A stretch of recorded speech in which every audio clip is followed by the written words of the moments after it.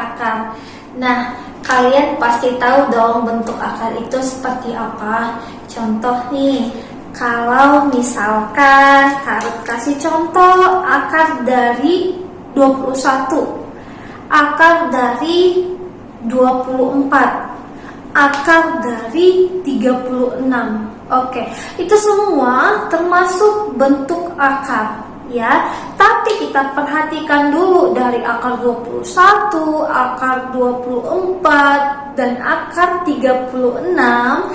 Nah, kalau kita bisa mencari bilangan dasarnya, maka nanti bisa kita bedakan yang mana bentuk akar, yang mana tidak bentuk akar. Artinya, kalau ada hasilnya dari bentuk akar tersebut, berarti bentuk akar semulanya itu tidak dapat kita katakan bentuk akar.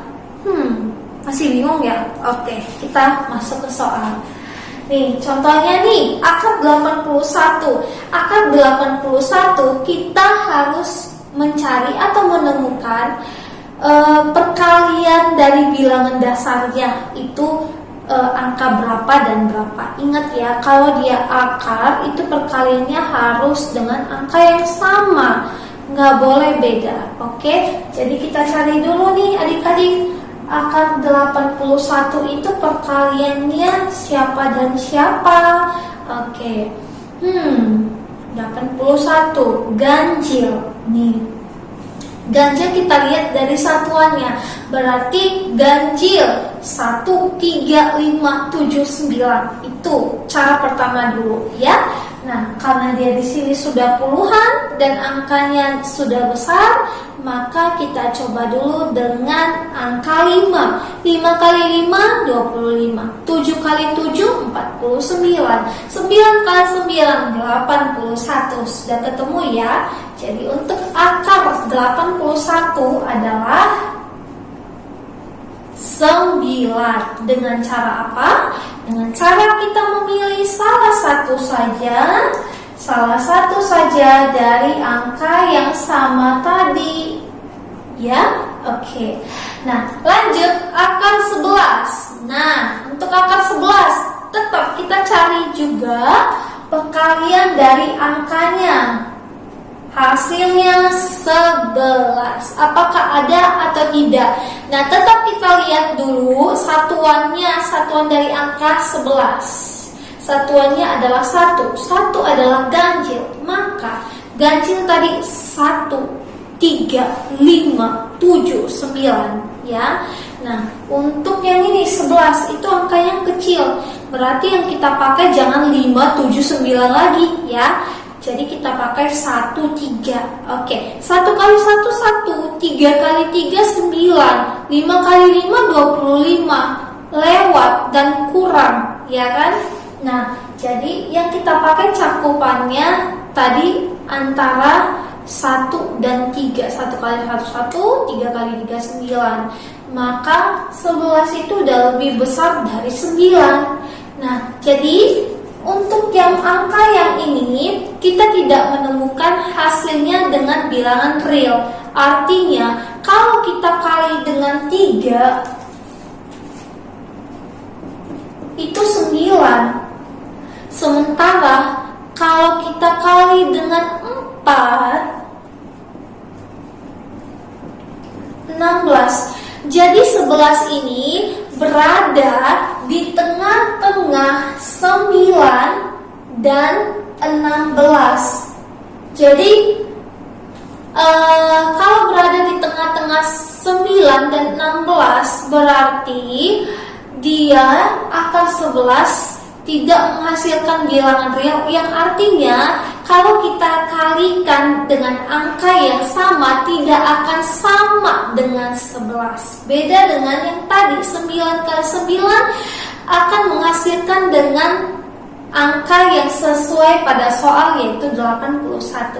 Oke, jelas ya. Jadi kalian sudah bisa bedakan yang mana bentuk akar dan yang mana yang tidak bentuk akar. Oke, kalau yang sudah ada hasilnya yaitu 9 tadi, berarti ini namanya tidak bentuk akar.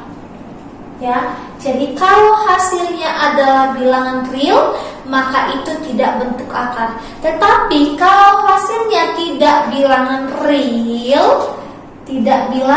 real, maka ini akar 11 dikatakan yaitu bentuk akar. Itu ya, adik-adik, ini dikatakan bentuk akar. Oke, jadi akar 11 itu adalah bentuk akar. Sedangkan akar 81 tidak bentuk akar. Oke, lanjut nomor 2. Nah, kalau nomor 2 kita lihat perkalian dari bentuk akar. Yang pertama bentuk akarnya min 2 akar X. Dan yang kedua bentuk akarnya 2 akar Y. Nah, cara pertama kita kalikan dulu koefisiennya. Koefisiennya yaitu min 2 kali 2. Ya, min 4. Oke, cara kedua kita kalikan akar dengan akar. Akar X dengan akar Y. Akar X dengan akar Y. Masih ingat ya sifat-sifat bentuk akar, di mana perpaduan dari akar akan menghasilkan jadi satu jenis akarnya, ya. Contoh akar A kali akar B. Kalau kita pakai operasi perkalian, maka dikombinasikan menjadi akar AB. Nah, begitu juga untuk akar X kali akar Y. Jadi hasilnya adalah akar X Y. Jadi gabungan ya. Seperti misalkan 5 dikali X. Ya, 5 dikali X menghasilkan 5X. Nah, maka akar 5 dikali akar X, hasilnya akar 5X. Begitu ya. Oke. Jadi untuk nomor 2 kita sudah dapatkan hasilnya adalah negatif 4 akar XY. Oke? Ya. Lanjut nomor 3. Nomor 3 nih, kalau ada bentuk akarnya seperti ini, akar dari 7 tambah 2 akar 12. Itu bagaimana? Kalau untuk menyelesaikannya, pertama kita selesaikan dulu akar 12-nya dong. Lalu kita kali dengan 2, ya kan? Lalu nanti kita jumlahkan dengan 7. Lalu hasil terakhirnya kita akarkan seperti itu. Nah, tapi ada cara mudah untuk menyederhanakannya terlebih dahulu. Caranya bagaimana, Kak Ruth? Pasti lupa ya. Jangan lupa lah ya. Oke, pertama kita lihat dulu di luar dari bentuk akarnya. Di luar dari bentuk akarnya yang mana? Yang ini, yang 7. Kalau ini kan bentuk akarnya. Jadi ada 2 ya. Ada 2 bagian angka di sini, ada yang 7 konstanta ditambah dengan bentuk akar. Lalu nanti kita dapatkan hasil bentuk akarnya lagi ya. Ini ada pakai rumusnya. Rumusnya seperti ini nih. Jadi untuk konstantanya kita cari penjumlahannya sama dengan 7. Dan yang untuk bentuk akarnya di sini kita lihat bentuk akarnya yaitu akar 12. Ya, akar 12 kita cari perkaliannya. Jadi perkalian dari 12. Begitu. Dimana penjumlahan dan perkaliannya nanti harus dengan angka yang sama. Nah, kira-kira angka berapa ya yang memenuhi untuk operasi penjumlahan juga dan perkalian juga? Kalau 7 itu penjumlahannya 4 dan 3, 1 dan 6. Oke, 4 dan 3, 1 dan 6. Kalau kita kalikan kedua angka itu, apakah ada yang menghasilkan 12? 1 dan 6 dijumlah 7. Sementara 1 kali 6 itu sama dengan 6, bukan 12. Jadi 1 dan 6 kita skip dulu, itu tidak kita pakai karena tidak memenuhinya. Oke, kita lanjut. 4 dan 3. Coba 4 dan 3 kalau dijumlahkan sama dengan berapa? Ya, 7, benar. Kalau dikali apakah sama dengan 12? Ya, 12. Oke, itu memenuhi ya. Berarti 4 dan 3. Jadi di sini kita isi dengan angka 4 dan 3. Oke, lanjut untuk perkaliannya. 4 dan 3. Jadi di sini 4 dan 3 kita pakai menjadi akar 7. 4 dan 3 tambah 2 akar 12. 4 kali 3, 4 dikali 3. Nah, selanjutnya kita akan teruskan. Nih, kalau yang untuk 4 dan 3, lalu 4 kali akar 3, 4 kali dengan 3. Nah, kita perhatikan untuk penjumlahan dan perkalian.